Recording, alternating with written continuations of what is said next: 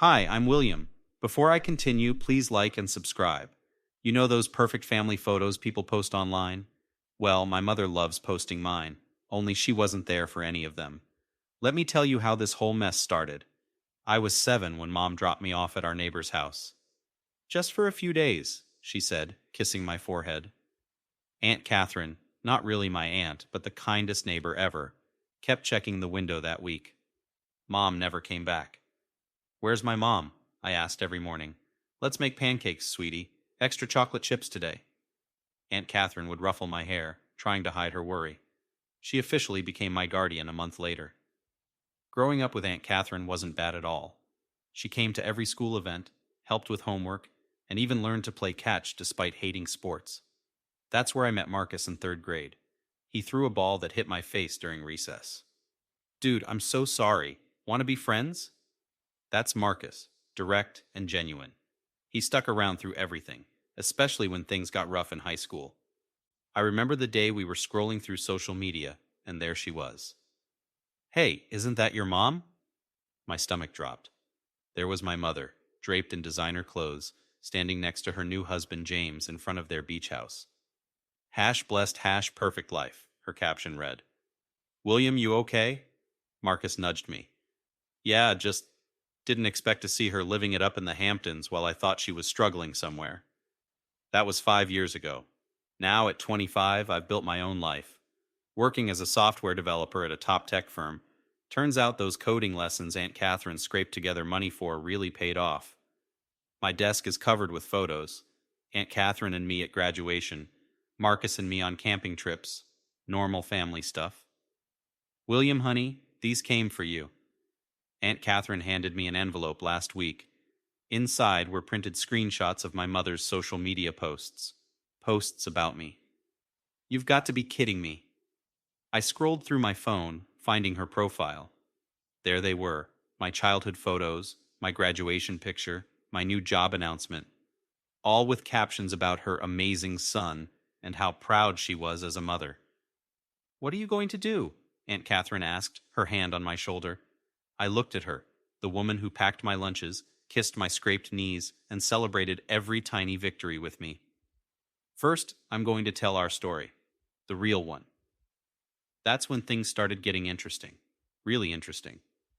But let me tell you about what happened next, because this is just the beginning of how I dealt with my picture perfect mother's newest game. The notifications kept buzzing. Every time I opened Instagram, there was another post from her.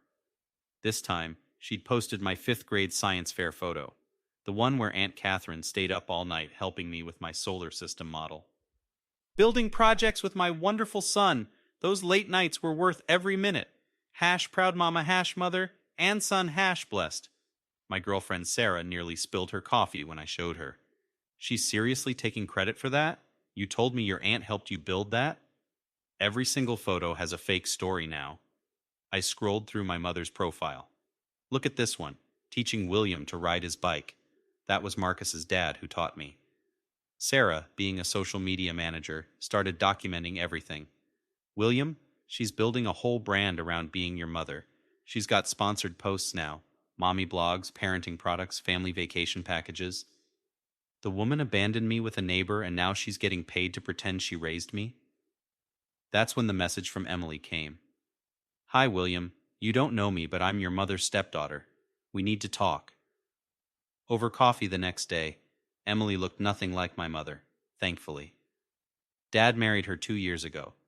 She told him she had a son who was away at college, staying with an aunt during breaks because they were so close. I believed it too, until I found old papers in her office. "What kind of papers?" "Custody documents. She signed over her rights to your aunt. Dad has no idea.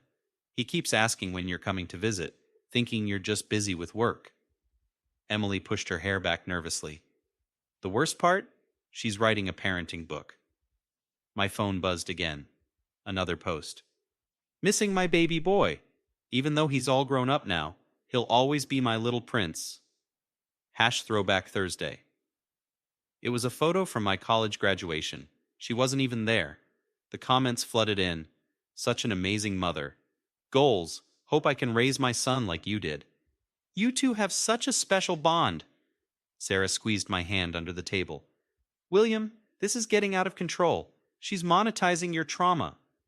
Emily nodded. She's scheduled to speak at a parenting conference next month. The topic?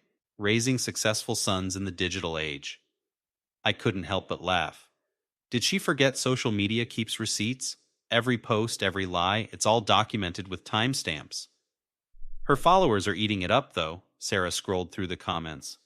Look at this mom influencer asking her to do a collaboration about mother-son relationships. My phone lit up with a text from her, the first direct contact in years. Darling, would you mind taking a photo together for Mother's Day? My followers would love to see us reunited.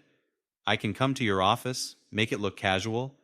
Think of the inspirational story we could tell. Emily grabbed my phone, reading the text. Classic. You know what she told Dad? That you're just camera shy. That's why there are no recent photos of you together. William? Sarah's marketing brain was turning. You know how you said you wanted to tell the real story? I think I know exactly how to do it. Looking at my mother's perfectly curated feed, filled with stolen moments and fabricated memories, I felt something shift. She wanted to tell a story? Fine. But this time, it would be the truth.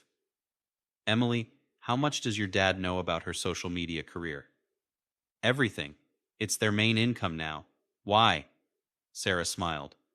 Because, William, we're about to fact-check every single post.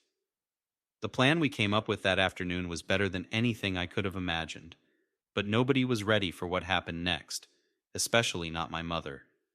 The pieces of our plan started falling into place faster than I expected. Emily and I spent hours in Aunt Catherine's attic, digging through boxes of old documents.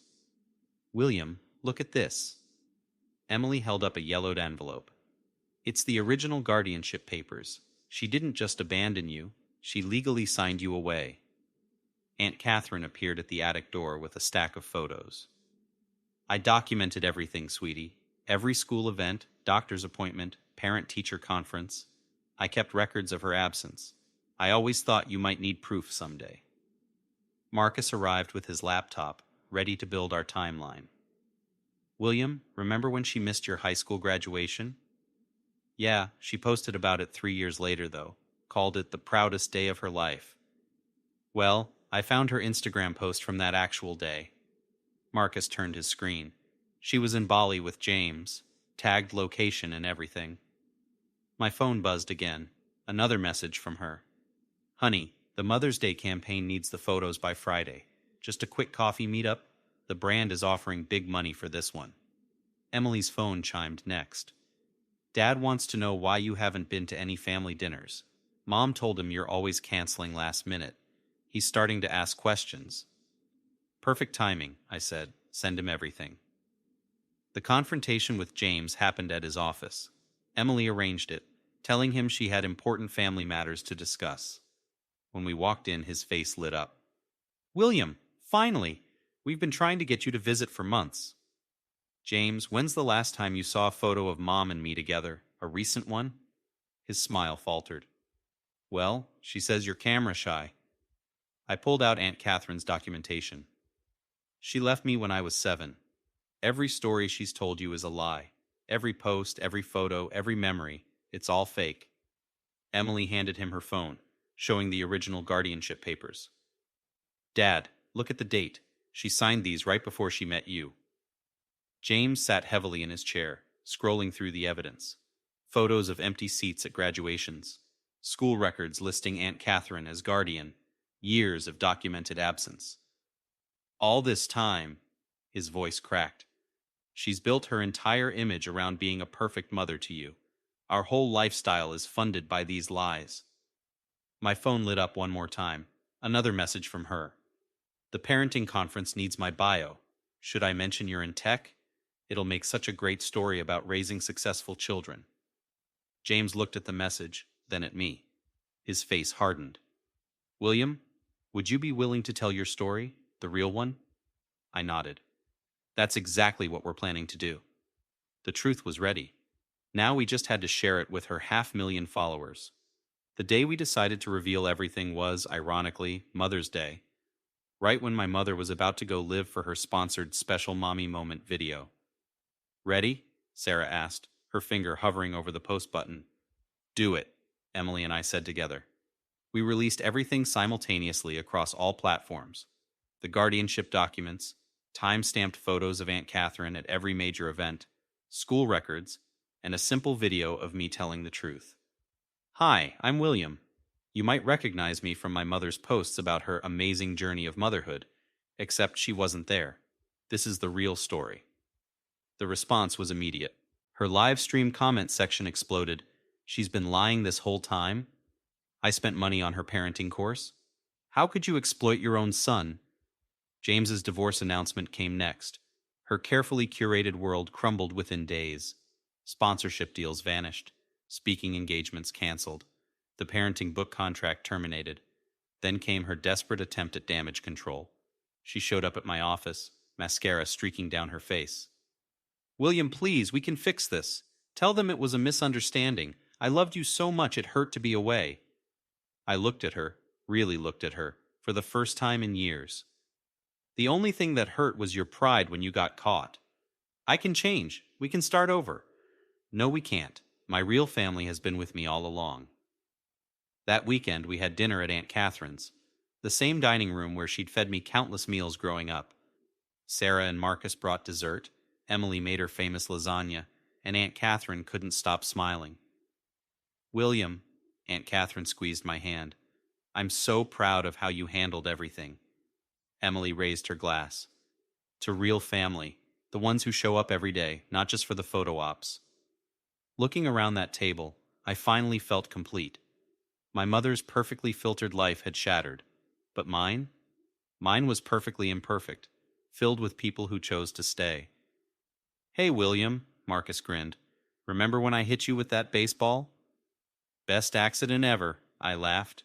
What would you do if someone stole your life story to build their social media empire?